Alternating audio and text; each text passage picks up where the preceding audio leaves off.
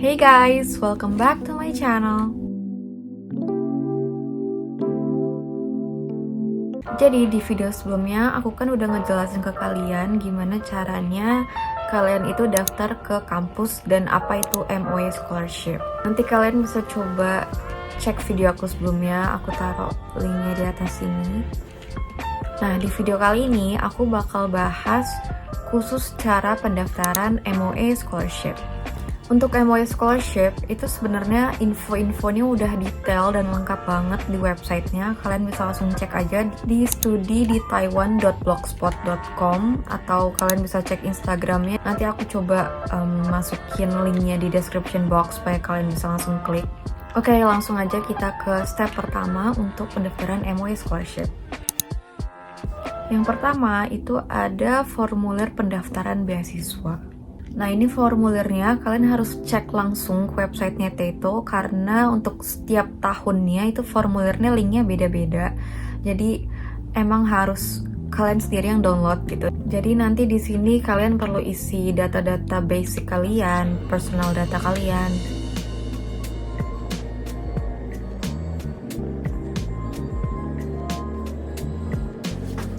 Terus untuk study plan itu dimasukinnya di formulir, beda sama pendaftaran kampus ya. Jadi kalau untuk pendaftaran kampus, study plan itu kan dia dokumen terpisah, dokumen sendiri, dokumen khusus study plan gitu. Nah, tapi kalau untuk MOA Scholarship, study plan-nya itu kita tulis di dalam formulir pendaftaran beasiswa. Nah, yang kedua itu adalah fotokopi paspor dan fotokopi kartu keluarga. Nah, terus yang ketiga itu adalah fotokopi ijazah dan transkrip nilai yang versi bahasa Inggris.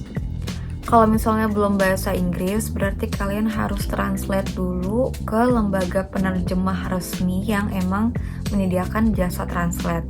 Nah, tapi nggak sampai di situ aja.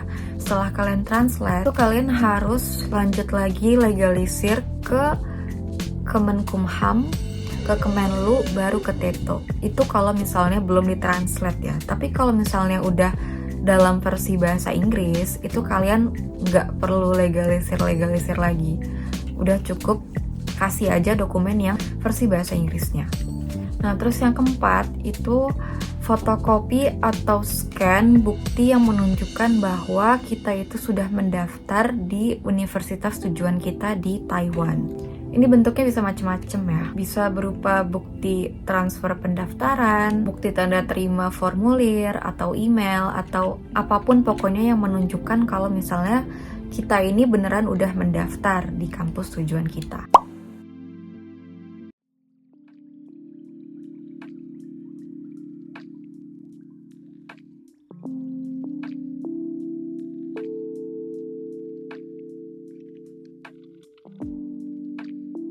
Nah, terus yang kelima itu adalah 2 surat rekomendasi. Untuk surat rekomendasi ini harus tanda tangan basah, terus harus disegel di dalam amplop, terus kalau misalnya ada cap, itu juga harus menggunakan cap basah. Nah, terus yang terakhir itu adalah language certificate. Jadi kalau misalnya program kalian bahasa Mandarin, yang kalian berikan itu TOCFL. Tapi kalau misalnya programnya bahasa Inggris, itu pakai IELTS atau pakai TOEFL. Nah, semua dokumen-dokumen persyaratan tadi, kalau misalnya udah lengkap, itu kita serahkan langsung ke Teto berupa berkas fisik. Jadi beda sama pendaftaran ke kampus. Kalau pendaftaran ke kampus itu cukup melalui website aja, jadi kita cuma perlu mengumpulkan dokumen-dokumen soft copy-nya.